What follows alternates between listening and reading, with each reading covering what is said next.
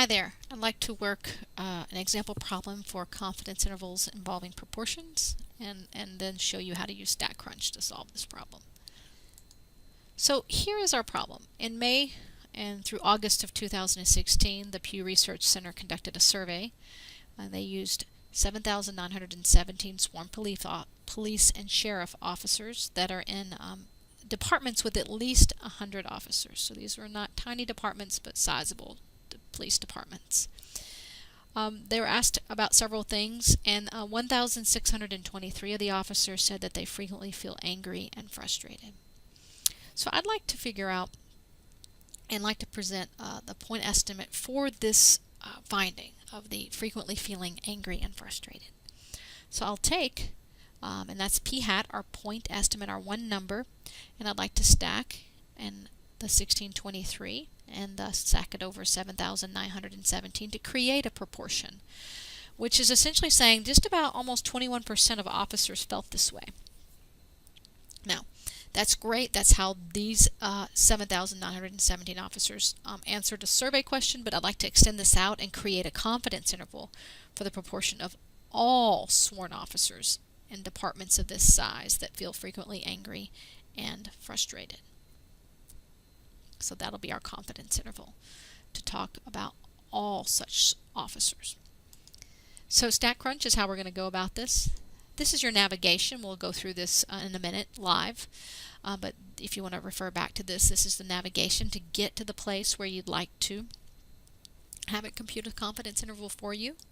Just to review, we have to determine a success, and I kind of already did that earlier when I said that's what I wanted to look at.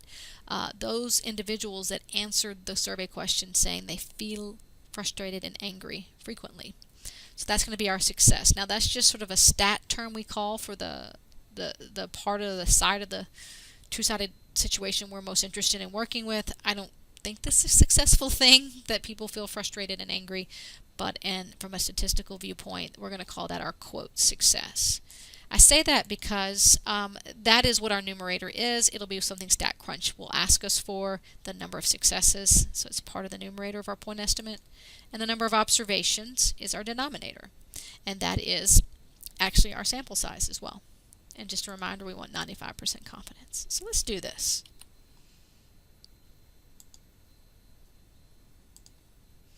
So here I am, and I would just open up StatCrunch. At the beginning, see this window, then I will click on the menu Open StatCrunch. So I actually will now that's how I get to my spreadsheet. I don't have anything to enter in because my data was summarized. As I mentioned, we'll go to Stat, Proportion Stat. We have one sample, and we have a summary of the results. The number of successes is 1623. The number of observations is 7,917. You have to physically click the confidence interval. The default is hypothesis testing. So click this, and this box right here you can edit to any confidence level you want. Sometimes we ask for 90 or 99, etc. But the default's 95, which is what we need. And all you have to do is hit compute. And here are our results. You see the numerator of your point estimate. You see the denominator. Just double check you keyed those in correctly.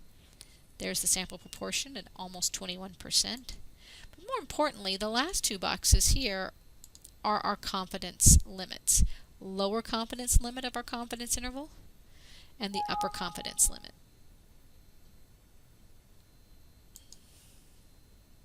So what we'll do now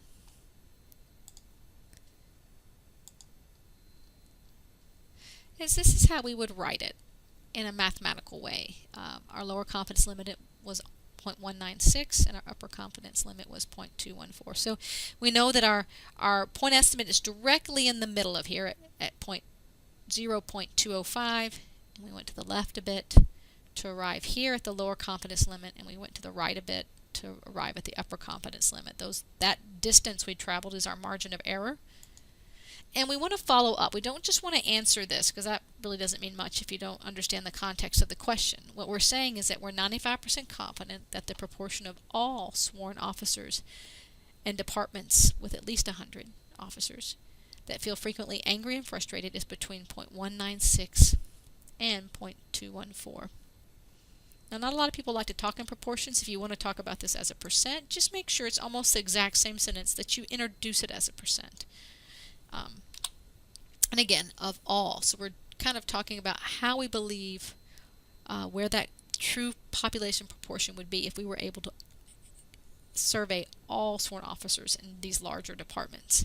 And we believe that the percent of those that would say they frequently experience angry or frequently are angry and frustrated is somewhere between 19.6% and 21.4%. Now this is a really small interval, only spanning over a few percentage points. And the reason it's so small is because our sample size was incredibly large at about almost 8,000 individuals. So, a larger sample size will create some smaller confidence intervals. If you have any questions, shoot me an email.